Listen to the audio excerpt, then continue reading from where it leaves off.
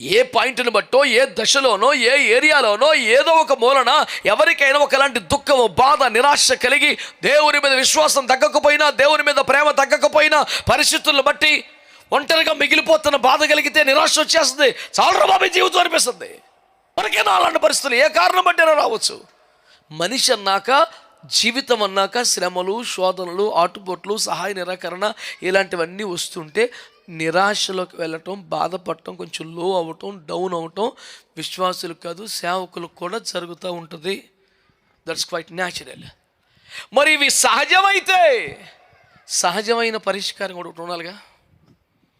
మానవ జీవితానికి ఇలాంటి ఉత్థాన పతనాలు సహజమైతే, ఇలాంటి లో సిచ్యుయేషన్స్, డౌన్ సిచ్యుయేషన్స్ పతనం అయితే, ప్రయాణములో మెట్టలు పల్లములు ఉండును అన్నది నిజమైతే జీవితంలో సహజమైన ఈ పరిస్థితులకు సహజమైన పరిష్కారం ఉండాలిగా. ఒక దైవజనుడు అంటాడు,